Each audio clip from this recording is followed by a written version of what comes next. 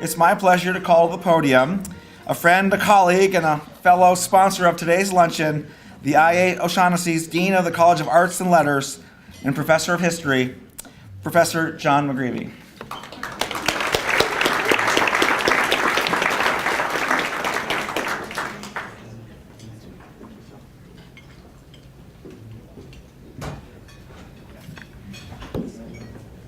Good afternoon. It's a great honor to be the second bald dean to address you this afternoon. It's an even greater honor to introduce Kelley Tuthill. I think you know that Kelley Tuthill is an award-winning reporter, member of Team 5 Investigates, WCVB-TV's enterprising and in-depth reporting unit in Boston. She's received numerous awards in her journalism career, including a major award for covering the protests outside the 2004 Democratic Convention, and a Gracie Award, the highest award in her industry, for outstanding hard news feature for her report that led to the government granting a woman's dying wish to have her parents be allowed to travel from China for a visit before she succumbed to cancer. I will let her talk about her extraordinary work in terms of breast cancer as a survivor, as a publicist, and as an advocate. But please know, too, of her deep connections to Notre Dame. She's a member of the Arts and Letters Advisory Council and the advisory board of our Gallivan program in Journalism, Ethics, and Democracy. And just like the reporter she is, as you might expect, she asks everyone at Notre Dame tough questions about how to make our programs better, how to help our students, how to help our faculty. In short, she is the kind of alumna that makes all of us proud to be affiliated with Notre Dame. So please join me in giving a warm Notre Dame welcome to Kelley Tuthill.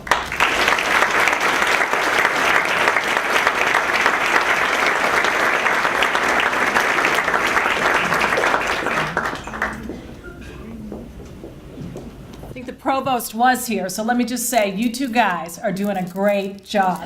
Two best deans in this whole university, and we love you both. Thank you. Thanks for that introduction, John. I appreciate it. Well, it was so nice to walk into this pink room. I actually love pink, which is lucky if you're a breast cancer survivor. So I feel right at home in a pink space.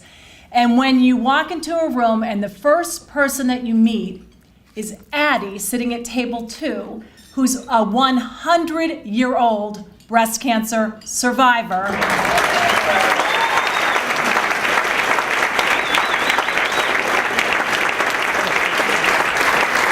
That's inspiration. So thank you, Addie, and many, many more years to you. Nancy Reagan, otherwise known as the Gipper's wife around here, once said, "A woman is like a tea bag. You never know how strong she is until she gets in hot water." For me, the water got scalding hot when I was diagnosed with breast cancer at the age of 36. The truth is, I was like many people, barely keeping it together as a working mother of 2 small children. The last thing I needed was a major health crisis to further complicate things. But as 2006 came to a close, I became one of the nearly 200,000 American women diagnosed with this disease. 7 years ago, I thought I had it all. I had just given birth to my second daughter. I was happily married and about to celebrate our 5th wedding anniversary. I had my dream job as a reporter at WCVB-TV, the ABC affiliate in Boston. I had nursed my little baby, Cecilia, for 3 months and then had reluctantly weaned her as I prepared to return to my full-time job. In November 2006, I felt a lump. It was a big lump. I went to the OBGYN, convinced it was related to nursing. I can distinctly remember sitting in the exam room, waiting and getting impatient for her to come see me. I'm thinking, I gotta get to work. I may just walk out of here. I may just leave. I am so busy. And then the doctor arrived and made the first of many decisions that would save my life. She sent me for further testing, even though I was only 36, and no one expects a 36-year-old new mom to get breast cancer. Her only mistake, or should I say it was my mistake, was scheduling the mammogram for December 22nd, the Friday before a long Christmas weekend. The radiologist confirmed on the spot it was cancerous. I couldn't believe it. I thought there must be a mistake. My kids need me. We have no family history of breast cancer. This cannot be happening to me. I was convinced I was going to die. My thoughts were so dark, I can remember wondering if my husband's second wife would like my china pattern. Screw that, she's not getting anything. Right? The holidays passed in a haze. My husband and I didn't tell anyone until the 26th. The early appointments were a string of disasters. I couldn't understand what the doctors were saying. It was as if they were speaking a foreign language. They didn't really have a plan until the tests came back. Maybe we'd do this treatment, maybe we'd do another. I had to ask, so I found out it was about a 70% chance that I would survive 5 years. I felt depressed, helpless, and hopeless. I thought I was a tough person, but uncertainty and fear left me feeling adrift. I couldn't find the strength to focus on even getting a second opinion. I didn't want to miss any more work. I didn't want to see any more doctors. But I did go to the doctors, mostly because I didn't want that woman to get my china. And I felt my mojo return. The control that cancer had taken from me started to come back once I became an active participant in my own care. There were options, and I needed to learn fast if I was going to make some good decisions. Soon I had a surgeon, an oncologist, a radiation oncologist, and a plastic surgeon, not for the reasons I ever thought I would need a plastic surgeon. But we had a team, and we were all determined to win. One of my doctors told me, Kelley, you have to believe you're going to get through this. I can't guarantee it, but you have to believe it. And those words really became my mantra. I had to believe the treatment would work, or why else would I put myself through all this? We had a plan, and the plan was to stop worrying about dying and start gearing up for some intense treatment. I learned to trust the brilliant doctors and nurses. I know there are so many in this room that we met earlier who were in charge of my care. I saw quickly how brilliant and dedicated people who work in oncology are and how they treat every patient they meet with care and compassion. For Christmas 2006, the only gift I wanted was to live long enough for my 2.5-year-old and 6-month-old daughters to know me, to remember me. That was something I had certainly taken for granted before I was diagnosed with aggressive breast cancer. 7 years later, I can tell you I feel like one of the lucky ones. First of all, I'm here, like Addie, we're here, and that's the most important thing. My husband was with me on December 22nd, 2006, and he's still with me today. God love him. I was and continued to be surrounded by loving family and friends. I have a job, insurance. We didn't worry our diagnosis would cripple us financially. I had access to some of the best medical care and treatments in the world. I know now from dealing with so many women who have shared their experiences with me that not everyone has those advantages. And yet somehow cancer still packed a wicked punch. So how did I fight cancer without losing my mind, job, or a kid? Well, from the minute I was diagnosed, I think I was like many of you in this room. I was fortunate to have a family that was so loving and supportive. In my case, my father and my mother, and I have 3 sisters who helped step in to care for myself and my children. Boy, am I grateful my parents kept trying for that boy.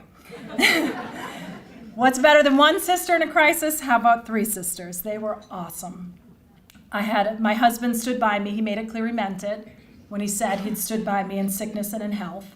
My extended family and dear friends helped with so many meals and trips to treatment. I was never alone at chemo, and I was rarely sad. I always had a friend or two to keep me talking, smiling, and laughing. I actually came to look forward to the treatments because I spent so much quality time with family and friends. I actually missed those uninterrupted hours of conversation. There's really no more humbling experience than to have people step in and care for you and your family. I try every day to send that goodwill back in the world, but I feel like I could never live up to the kindness that was shown to me by loved ones and many complete strangers. To get through it, I actually exercised, which I'm sure Dean Crawford would like to hear, throughout my treatment. I did not bike for 24 hours, but I exercised more in treatment than I did before I was diagnosed. It's nothing like the fear of death to get you exercising. I found just putting on the sneakers, going for a walk, just made me feel alive. And exercise is obviously important to reducing your risk of breast cancer and breast cancer recurrence. It is hard to keep up your energy when you're going through toxic treatments, but I think exercise really does help. I also tried yoga and acupuncture and Reiki, anything I could think of to try to keep the energy up, the nausea down, and the anxiety of cancer under control. I feel so blessed to have a loving family, so many friends, and a great medical team. But despite all the support, there are times you just have to be alone in those MRI machines, on those radiation tables. The technicians put you in place and then they leave, usually for their own safety. It always makes you feel good. And you get out, really. In those moments, that's when I prayed to Our Lady. I reached out to her mother to mother, and I would humbly ask her to let me live and to raise my children. My faith, strengthened here at Our Lady's University, proved to be such comfort to me on the darkest days and those moments when you do indeed have to be alone. Once I got through my surgery, I did try to resume my work schedule. I didn't work every day, but I worked as much as I could. I found work actually allowed me to regain some normalcy in my life, and interacting with the world made me feel alive again. I am a news reporter and have been at Channel 5 in Boston for 16 years. Highlights have included covering the Patriots win the Super Bowl in New Orleans. The World Series is coming up next. That's the next line. I did see the Red Sox beat the Yankees in 2004 and then go on to win their first World Series in 86 years. I was lucky enough to land the first picture of notorious Boston mobster Whitey Bulger after his dramatic 2011 capture on the West Coast. Some stories you get by digging, others just by simply being in the right place when something happens. I happened to be on vacation in Martha's Vineyard when John F. Kennedy Jr.'s plane sadly went down. I can still remember the words came across the pager, JFK plane missing. And I thought, why are they bothering me if something's happening in New York? I spent that whole week in July of 1999 looking for those answers, and it was a terrible story, but one that stays with you. Those are some of the big stories that I've covered in my career. But it's actually the ordinary people who turn out to be quite extraordinary that stay close to your heart. One of my most memorable experiences happened in Boston in 2006. I was in the courtroom for the sentencing of a man named Anthony Warren. He was pleading guilty to the shooting of 3-year-old Kylie Harriet. Kylie was sitting on her front porch when she was shot by an errant bullet, leaving her paralyzed. I'll never forget the video we had on the news of the EMTs carrying out this child to the ambulance. In court that spring day, Kylie's mother reached out to the gunman who was pleading guilty, and she forgave him. So did her daughter, who was just 6 years old. It was an extraordinary act of kindness and love in a city that has been, like so many cities, battered by violence. There wasn't a dry eye in the courtroom, including mine. Tanya David taught us a lesson that day. She had a choice. Get bitter or get better. She chose to get better. And more importantly, she allowed her young daughter to do the same. That's the kind of mother, that's the kind of woman I aspire to be. That was April of 2006, and 8 months later, I'd get my own get bitter or get better struggle. I spent much of 2007 enduring a mastectomy, 6 months of grueling chemotherapy, and 6 weeks of daily radiation. I made the decision early on to allow cameras from Channel 5 to follow me through my treatment. It was actually one of the easiest decisions I had to make. I shared my experiences on TV and online to allow the public to see what a patient endures, what quality and compassionate care looks like, and why newly diagnosed patients should have hope. I tried to show you can still work and be a mom and live a full life during treatment. People always want to count you out. It was such a positive experience that allowed me to connect with families touched by cancer across the country. There's only one downside to doing this. There's a tremendous pressure to survive. I'm trying to live up to that pressure.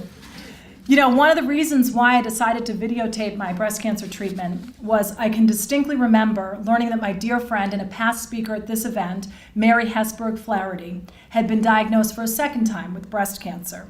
I only see her about once a year when we come out for games and meetings. So her husband told me on a football weekend, and I had no idea what to do or say.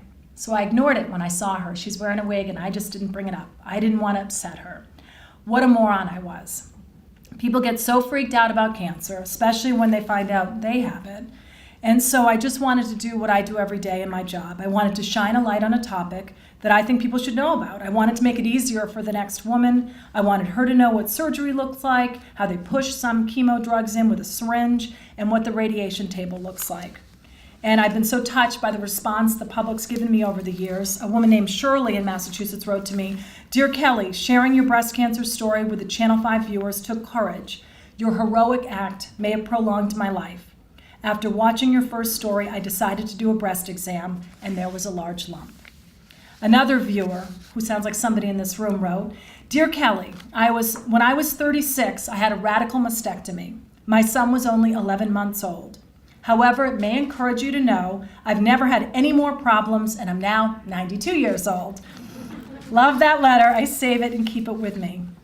By going public, I've joined an amazing group of breast cancer survivors who have turned their personal pain into a quest to end this disease and make life better for the next patient. These special survivors include so many women in the Notre Dame family who have shown me how to tackle cancer the Fighting Irish way. Give it hell, but save enough strength to fight for others. Women like Pocky Kelley, who's celebrating her birthday here today. Where are you, Pocky? We talked earlier. Right here. Happy birthday. I know you know this, but it bears repeating. Her perseverance against a particularly persistent form of disease has inspired people across the country. We're so proud to watch you on Good Morning America with your pink team out here in South Bend. Her resilience against this disease alone would make you special. But Pocky and her husband used their celebrity and their resources to improve and quite literally save the lives of countless women. Every survivor in the Notre Dame family, everyone in this room, everyone throughout the Notre Dame family is so proud to be associated with your good work. Thank you, Pocky and Brian Kelley, for all that you do for women.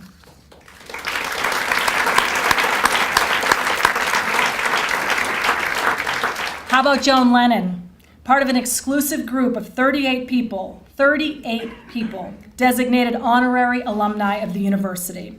She has been a mentor to so many women in this community while working tirelessly to fund mammograms and other treatments through her Secret Sisters Luncheon. Joan reached out to me during my treatment, and I'm forever grateful for her kindness as well as her dear Czech support. I'm not sure if Joan's here, but I think I'll see her at some point today. We love you, Joan, and appreciate all you do. I'd like to highlight my friends Mary Flaherty, I mentioned her earlier, and Ann Thompson, who's in Sochi right now. If you've seen her, the NBC correspondent, we love Ann. She's in Sochi, and the two of them have spent countless hours on the phone or answering emails to help me make good decisions about my care. I know I'm far from the only woman. They've helped along the way. I'm so grateful for them and the bond that I have with them and the other women that we actually all met on the Thanking Father Ted project. It's both comforting and disturbing to know how many of us have been diagnosed with breast cancer. So now, in 2014, I've moved on to a life and a future filled with hope and a hard-earned appreciation for life. I didn't expect this challenge at my age, but I've learned tremendously from the experience. I no longer take my good health for granted. I encourage all women to get mammograms starting at age 40 or whenever your doctor recommends it. Mammograms obviously shouldn't scare you. Letting cancer get a jump start is what's more frightening. Many cancers caught early are highly curable. You should know your own body through those controversial self-exams. Everything's controversial in breast cancer, if you haven't noticed. But I think just to know your body and have the courage to tell your doctor if something doesn't feel right. If he or she doesn't listen to you, maybe you should find a new doctor. We're all very good at taking care of those around us. We need to take time to care for ourselves. I'm so encouraged by the cancer research happening here at the College of Science at Notre Dame. All those researchers that stood up, I had no idea there were so many. I'm alive today because of a miracle drug called Herceptin, targeted for my type of cancer. In the future, we need better targeted treatments for all forms of breast cancer. With the federal research dollars shrinking, it's more important than ever that we support the research that will save lives. We need to support, as so many of you do in this room, this great team right here at this table, all the women in our communities that are fighting breast cancer and their families in Boston. I'm proud to work with something called the Ellie Fund, which provides meals, childcare, and rides to treatment, all free of charge to local families. And we all need to stand together to fight that every woman has access to mammograms and high-quality, cutting-edge care close to home. That should be a right for everyone. I know there's a lot of cancer survivors in this room. Would you mind just a second standing up so I can see just how many? I find it so inspirational to see everyone, so stand up. Let's see all our cancer survivors in this room. It doesn't just have to be breast cancer, all cancer.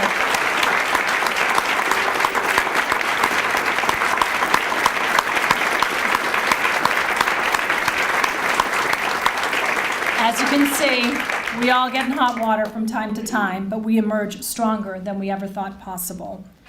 In 2006, all I wanted for Christmas was to live long enough so my kids would know me. That little baby Cecilia is now 7 years old, and her big sister Madeline will turn 10 this month. And Maddie is in pink and sitting with us here today. Wave, Maddie, so everyone can see you. Yes. Oh, Mom, you're so embarrassing. I just would like to close by saying thank you to everyone who put on this amazing Pink Zone Luncheon today. They include, of course, Dean Crawford and his amazing team at the College of Science. Yay. Yay.